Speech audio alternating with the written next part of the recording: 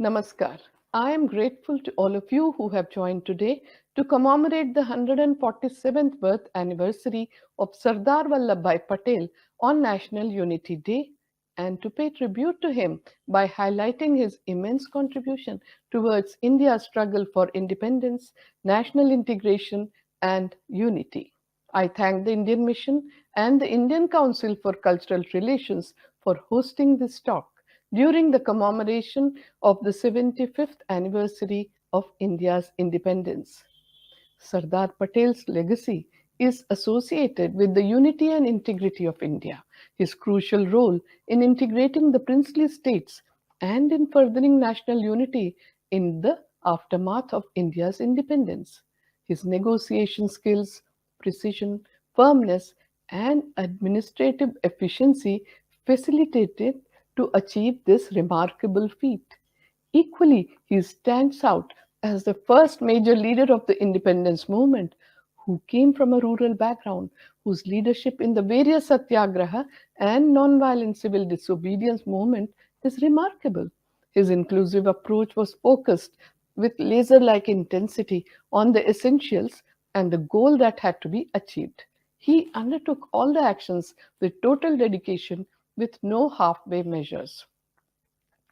Sardar Patel's characteristic strength, resolve, wisdom, vision, nationalism, and understanding of the need for India to be united as one nation helped him in enabling India to achieve progress in its stature and growth from poverty to prosperity as a robust nation.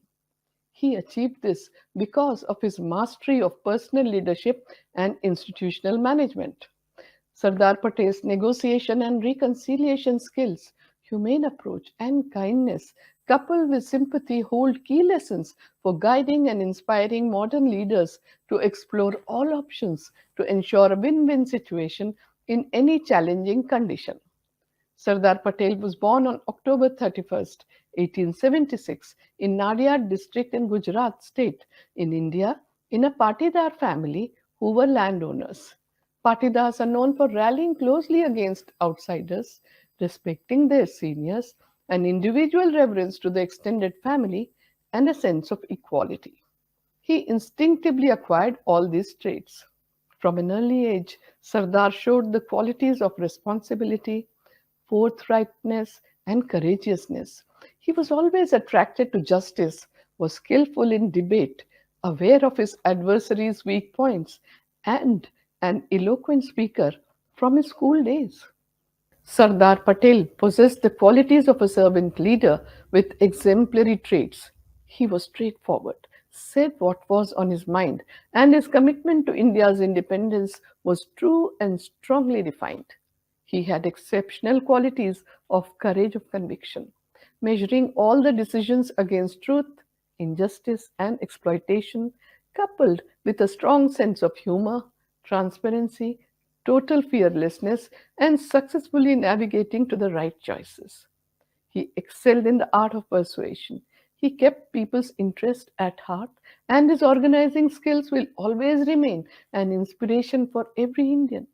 His clear and accurate conception of his objectives and goal played a significant role in the Indian independence movement and later on as well. He was also known for his composure and determination to uphold law and order throughout the country as the first Deputy Prime Minister and the Home Minister of sovereign India. He judged people instantly and had the courage to reprimand the erring. He did so judiciously, though treating everyone with the same yardstick, and his helping hand reached high and low alike. Sardar Patel was self taught and had the ambition of becoming a barrister. To attain this goal, he initially became a lawyer by learning by himself and saved money for his ambition. He went to London in August 1910 and finished his course in 30 months to become a barrister. In February 1913, he returned to India and started his practice in the Ahmedabad district court in Gujarat. He was forthright, skilled, and totally dedicated to his profession. He excelled in cross examination and could unnerve even well prepared, tough witnesses. During the cases that he undertook, he indicated a meticulous understanding of facts, an accurate estimate of the opponent's points, a carefully planned defense and attack. Soon he achieved fame as a revered barrister and was an acknowledged success in his chosen career. What mattered above all was the fearlessness with which he handled the court, something unheard of in 1913-14, before Mahatma Gandhi arrived in India from South Africa. In 1917, Sardar Patel entered the municipal politics of Ahmedabad. Soon after his election to the municipality, he established his authority and proved his mettle, an iron will to fight his way to victory. Also, his ability as a leader of steadfast courage, dedicated to public cause, and one who could outmaneuver his opponent by staying firm to facts through a meticulous strategy and planning. Sardar Patel, a public spirited young man of 42 years, came in direct contact with 48-year-old Mahatma Gandhi for the first time in November 1917 at the Gujarat Political Conference in Godhra. It was here that Mahatma Gandhi had made a statement of great significance. He had said, and I quote, "If we are unable to run our village administration skillfully, honestly, and justly, how can we justify our demand for the independence of our country?" Unquote. Sardar Patel, who was imbued in rural culture, could not agree more. He had proved it by his actions in running the civic administration of Ahmedabad. People of Gujarat observed in him a new national leader in the making, an unrelenting crusader, an able administrator, and a skillful mediator. In the year 1917, the nation witnessed Mahatma Gandhi's victories in quick succession in three satyagrahas, which made a sweeping effect on Sardar Patel's mind that was profound, far reaching, and lifelong. It moved a mind that was resolute, analytical, and governed by reason. He saw the beginning of a new agrarian uprising which impressed him the most, as he was the son of the soil. This understanding irresistibly drew Sardar Patel towards Mahatma Gandhi, his methods of nonviolent civil disobedience and satyagraha. Thus, Sardar Patel became Mahatma Gandhi's chosen deputy commander, and henceforth it was his support in planning and implementation which was the most significant contribution to the various satyagraha in India. He led the Kheda Satyagraha of 1918 in Gujarat, the Flag Satyagraha in Nagpur, and the Borsad Satyagraha in Gujarat in 1923, and the Bardoli Satyagraha in 1928 in Gujarat. His substantial contribution to the salt satyagraha in 1930 was matchless. Sardar had understood that the authority of even the most oppressive government ultimately comes from the consent of the governed, and if the people turn their backs on the authorities, it will be powerless. These satyagrahas inspired millions of Indians to actively take part in the independence struggle. In the year 1918, some peasants from Kheda district in Gujarat state made an appeal to Sardar Patel about the unreasonable demand by the British government to pay higher and unjust land revenue which distressed and oppressed them. Their demand was for the suspension of the land revenue and getting relief from the hardships the peasants were facing. Kheda Satyagraha was the first non-cooperation civil disobedience in which Sardar Patel played a major role under Mahatma Gandhi's guidance. During this satyagraha, Sardar Patel thoroughly dedicated himself and traveled extensively in most of the villages in the Kheda district, along with Ravi Shankar Maharaj, Indulal Yagnik, Mahadev Desai, and his other associates. He minutely observed the hardships of the peasants, motivated them with moral courage, and prepared them not to pay land revenue.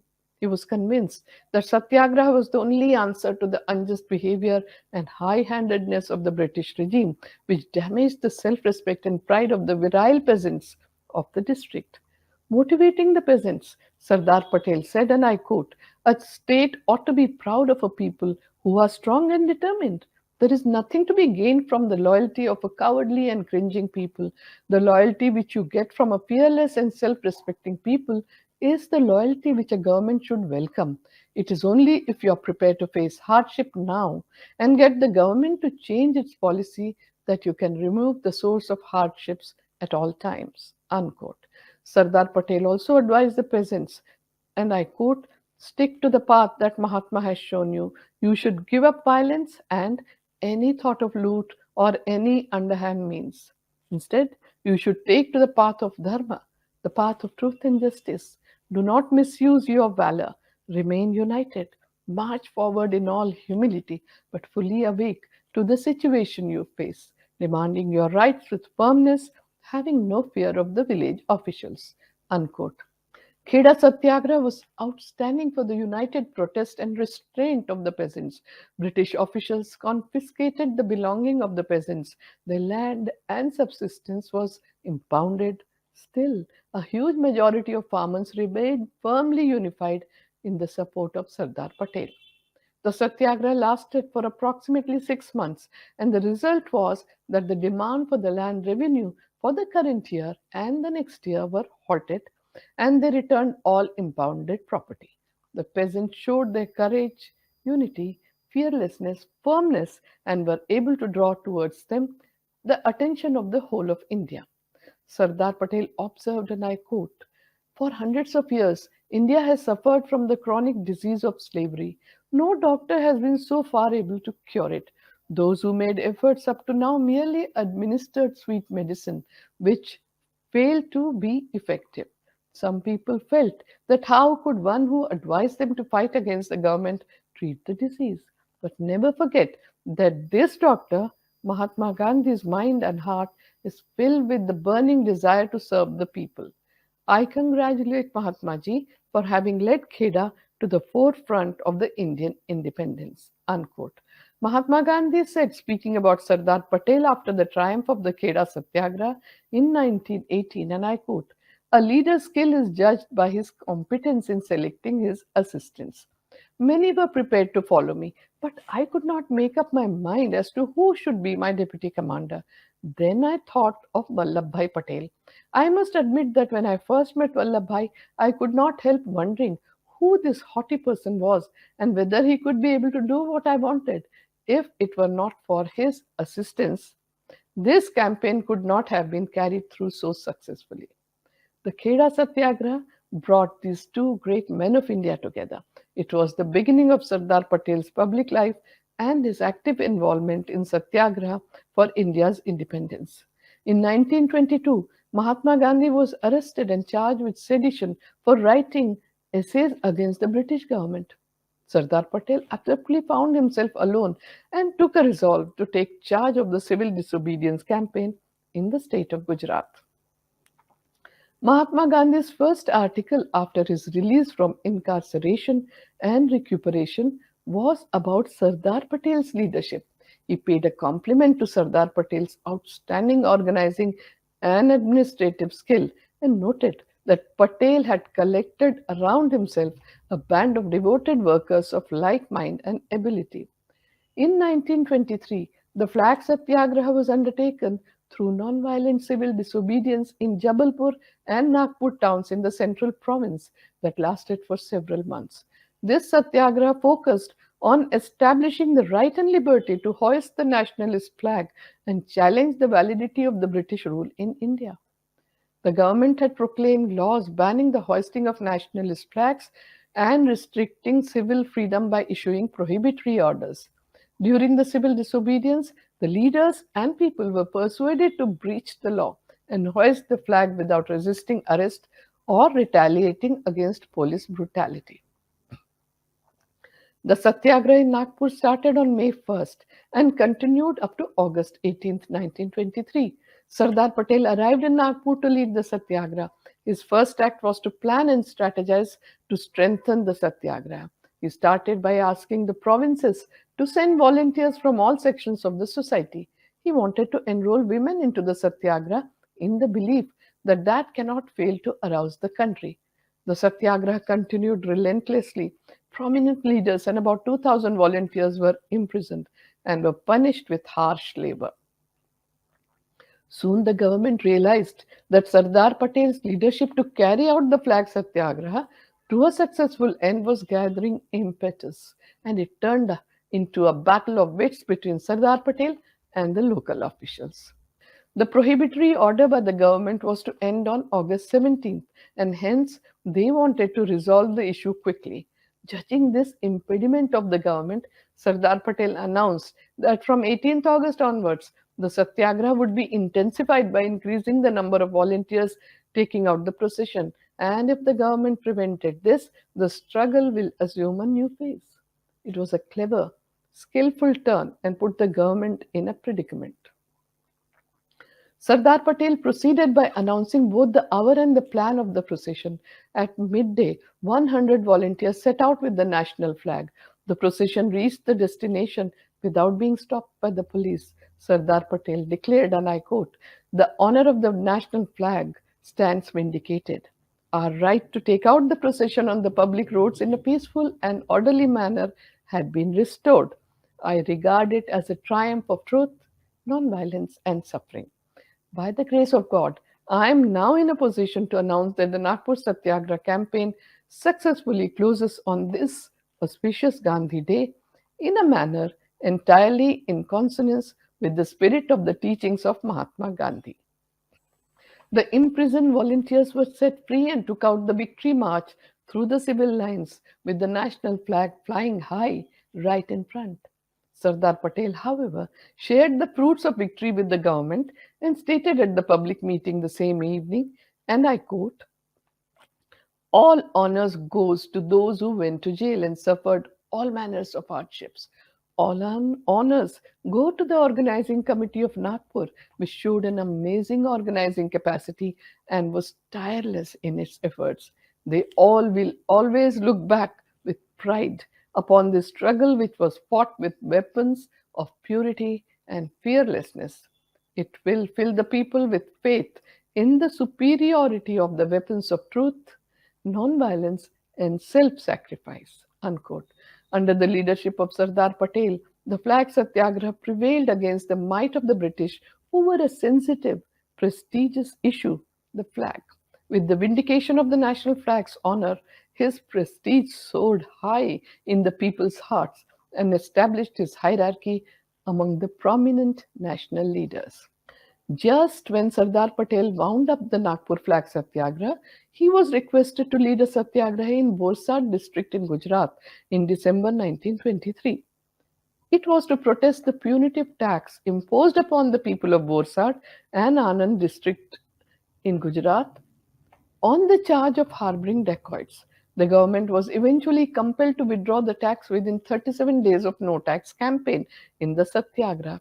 It was a victory for Sardar Patel.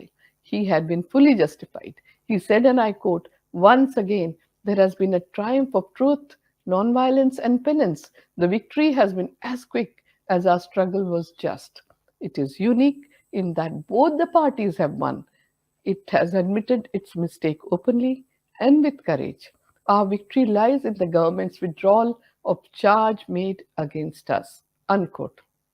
Mahatma Gandhi congratulated Sardar Patel for the victory in Borsad Satyagraha and wrote, "Welcome the King of Borsad."